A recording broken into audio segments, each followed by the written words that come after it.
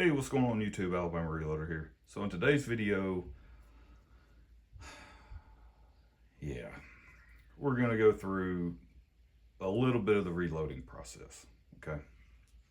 And there's a couple of folks out there in the comments section that are actually interested in the process that I follow when it comes to reloading, specifically on this 280 Ackley stuff. Generally, I follow the exact same process, no matter the cartridge that I'm reloading for, in terms of bottleneck rifle cartridge, and that's really what I focus on. I've reloaded some pistol stuff before, some straight wall rifle stuff before. I've done that, and that's got its own, I guess, unique process or variations within the reloading process that particular things you need to pay attention to while you're doing those types of cartridges. But for what I'm doing here, this is my standard process that applies across all bottleneck rifle stuff that I load for or that I load for someone else. So I'm not going to show you guys the decapping and the wet tumbling process. I've already performed that. I've walked through this process several times in the past, but essentially on the decapping side of the house, I use just a standard Lee universal decapping die. Now, what is different about the one that I have, it's probably not going to come through. You're not going to be able to really see it that well, but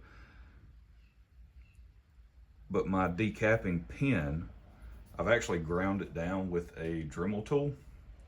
And the reason for that is these Lee decapping pins, the whole assembly is just one piece. So you can't, get like a smaller decapping pin portion. I'm sure they make an entire decapping like rod and pin, because it's all one piece. I'm sure they make an undersized decapping pin version, but that's not the one that I have. So whenever I picked up some Lapua 6.5 Creedmoor brass, I actually got the undersized flash hole version. So due to that, it's like, well, I don't want to punch out the flash holes and be like Johnny's reloading bench. You can go watch his videos.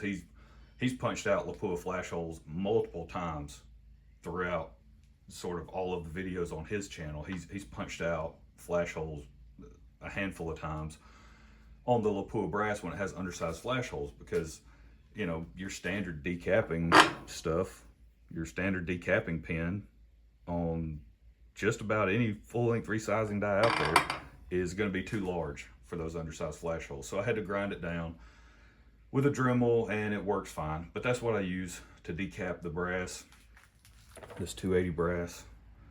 I've got 10 pieces sitting here. That's what we're going to work through. I'm going to show you guys the process just using 10 pieces. So decapped, I've already wet tumbled this stuff, and the wet tumbler I use is the Frankfurt Arsenal, the smaller version, the light version. And I have some stainless steel pins that I'll throw in there, and then I use the Frankfurt Arsenal, the little detergent packets that they sell. I just use those as well. I use one packet every single time I wet tumble, and it seems to work great. I have no issues or concerns or complaints about that stuff. I'm sure I could make my own cleaning solution. I'm sure I could do all sorts of other things. I'm sure I could. And I'm sure it works better than anything I've ever done. I got it. But this works fine. So that's what I do. That's the point that we're at now. Okay, so all this stuff has been wet tumbled. And it actually wet tumbled for a long time. A lot longer than I normally wet tumble brass. Yesterday I went squirrel hunting and ended up, we were deer scouting more than we were squirrel hunting, because the woods were dead. We didn't see not nary squirrel. I'm talking not one.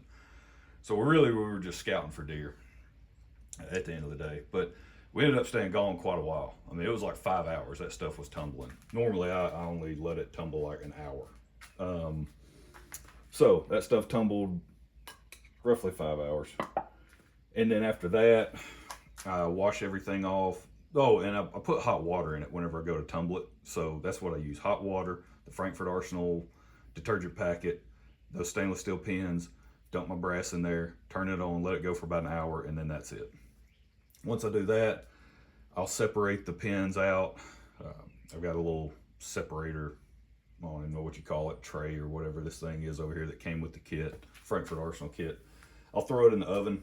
I put it on 220 and let it cook for a couple hours just to dry all the brass out, and that works great. So that's the point that we're at now, okay? We have all 60 pieces, right? I've got 10 here that we're gonna work with, all right? The other 50, okay? Because if I just straight film 60 pieces of me doing brass prep, this video is gonna be insanely long. But there's that, there's the brass. I've already got my full length resizing die screwed into the press. I've already talked about this multiple times on how to set this up. It's very easy, or at least the way that I do it's very easy. You raise the ram to the top of the stroke, okay? Now, I can actually push this a little bit further because I have it to where it cams over. So just imagine, if you will, this is actually loosened up a little bit. Ram is all the way to the top of the stroke. All right, you take all the slop out of the shell holder. Now in the instructions, it'll tell you once you do that, lower the ram back down, go a quarter turn in, tighten it a quarter turn more, and that's your setting. Well, it depends on how the die is cut, depends on how your chamber's cut, it depends on all of those factors. You know, the headspace in the rifle when you fire the brass, how much it's going to grow when it's in its fire form condition, and then you know how the die is cut. And all this stuff is going to play into how much it gets sized with that particular setting. So instead of just starting at that point, because that might actually oversize your brass, right? That might push your shoulder back 10, 12 thousandths, right? And that might not be what you want to do. So what I would recommend, or at least what I do, is I start with the die making contact with the shell holder. So ram all the way at the top of the press stroke, screw the die down, makes contact with the shell holder. That's my starting point, okay? Now you can loosen it up a little bit if you really want to, but in general, this is what I've kind of found, that just touching the shell holder generally does not push the shoulder back. In my experience, I've never had that issue where I have to screw the die down, it touches the shell holder, I've run a piece of brass in there, and all of a sudden I'm pushing the shoulder back 4 thousandths. That, I haven't experienced that. So generally that's my starting point. I'll do that, and then from there I keep checking. I run a different piece of brass through the die, and I make small adjustments, right, tightening the die down until I reach a desired, 2, 3, 4 thousandths of shoulder bump, or whatever you want to call that, pushing the shoulder back. That's how I set up the die. Now once I find that, right, then that's the setting that I leave the die on, okay? And I do my best not to adjust that, right? And that's what I've done with this Lee die. It's been set now, and the brass has been fired, three times now. So we're coming up on our 4th firing. So it's been resized multiple times with this die setting, and it works great. I have no issues with it, no complaints. What will make your life so much easier though when you're doing this is this little guy, Hornady headspace comparator. You put this on your calipers, you measure from base to shoulder, right? If you can imagine the jaws of your calipers clamping down on this stuff. You measure base to shoulder, and then you zero that, right? You zero your calipers if they're digital, or even dial, spin the dial around, zero everything out, and then you're good to go. Ideally what you want to see, right, is a negative number. Once you zero it out, that's what you want to see. Now if it reads 0, then you didn't push your shoulder back, but then also you sized your body enough to where the shoulder didn't get pushed forward either, right? So you kind of found an area where you're sizing the body and the brass is trying to stretch, because that's what it does when you size it. It stretches and grows in length. But when it's reading 0, you size your body and the shoulder, right, portion of the die is at a point where this can't progress forward, right? So it's almost kind of like it's just resized, basically resized the body of the case and kept everything else stable, if you will. We'll go with that word, stable, to where you can throw it right back in your gun, right? Load it right back up, and it's going to fit in your chamber. So now, if you have a positive number and this shoulder is pushing forward and this thing is getting longer, well, that's a problem because the brass is already fire formed to your chamber. So it's already expanded to fill that chamber. So then if you have a positive number and this shoulder is pushed even further forward, well, that's bad because it ain't gonna fit. No worky, right? So, see, this is why I don't do like reloading process focused videos. We're 11 minutes in and I haven't said anything, right? And I definitely haven't said anything that's earth shattering or that is gonna bring some new revelation to you guys, other than the fact that you need to give your life to Christ, period. Bottom line, that's the revelation, right? That's the whole, but that's like an analogy to the reloading process is simply life itself and the trials and the tribulations that you go through, right? You're being work hardened throughout life, work hardening of the brass in the process here. And yeah, you gotta give your life to Christ, guys, and I pray that you do. We're blessed, okay, beyond measure. So I haven't said anything important other than that, but it took us 11 minutes, 12 minutes now to get there. So once you have your die in the press, and again, I've already gone through the process to set this up to where it works really well for what I'm trying to do, right? Now comes the point where I got to lube her up, all right? And I use Imperial Sizing Die Wax, Redding Imperial Sizing Die Wax. This stuff is really good. You can get you a 10 of it and it lasts a long time. I used to use Hornady One Shot, but this stuff, I kind of went away from this because there for a while I switched over to using a lot of Redding sizing dies. And man, that combination, Hornady One Shot and a Redding full length sizing die, I don't know what the issue is, but boy, it wouldn't work for me. Like, I have stuck more cases in Redding resizing dies, full length resizing dies with Hornady One Shot than any other combination of lubricant and full length sizing die brand that I've ever used. Like, it's just not good. All right, so there you go. Yay. That's how you resize a piece of brass. Now, after that, I've got a little rag here just kind of hanging off the side of my bench. I'll use this to wipe off the lube. Again, this is why I say the reloading process, it's a very personalized and individualized process.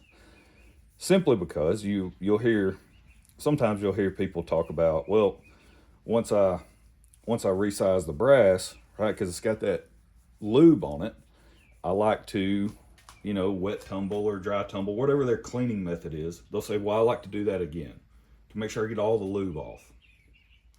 I just wipe it off. And that's how I've always done it, and I don't have any issues. So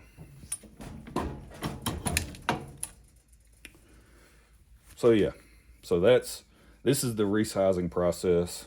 Nothing too crazy or complicated. Again, this goes back to what I was talking about, what I've talked about on several videos, is I really do my best to just make this as simple as possible.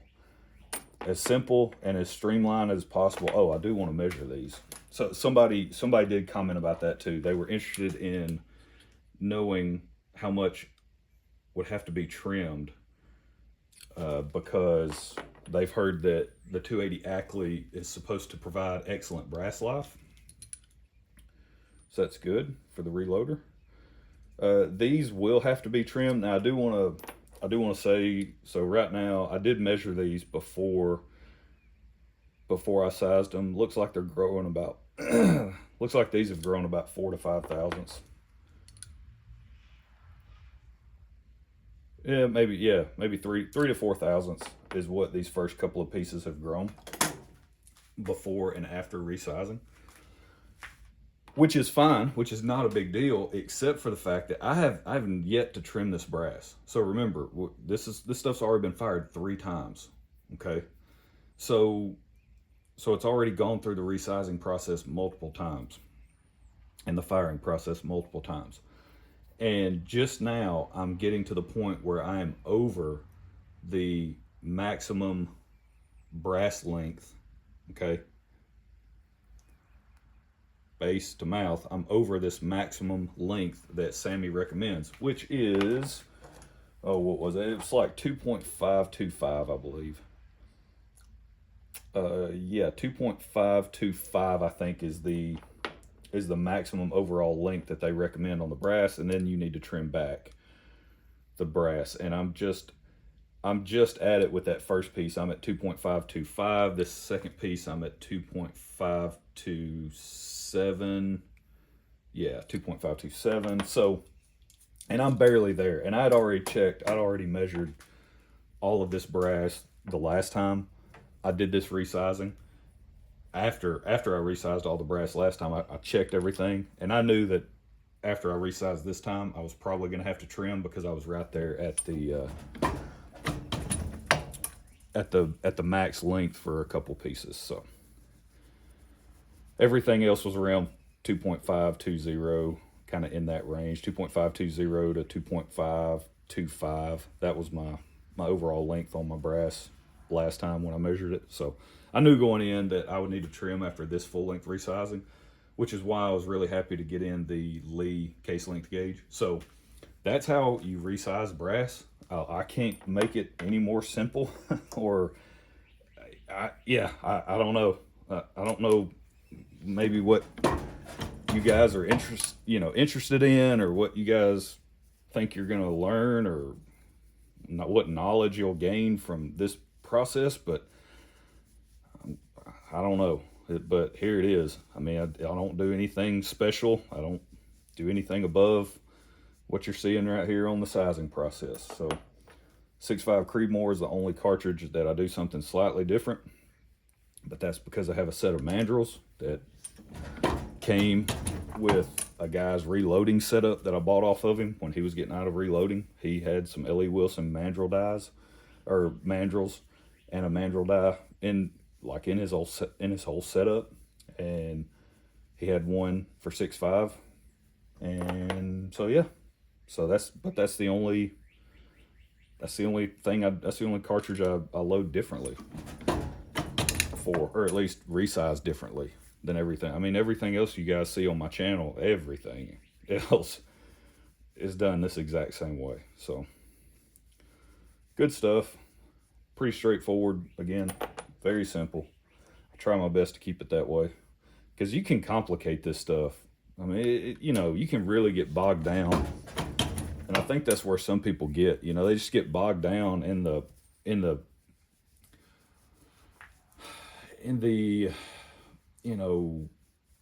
overly informative era that we live in, right? There's so much information out there on how to do this, how to do that,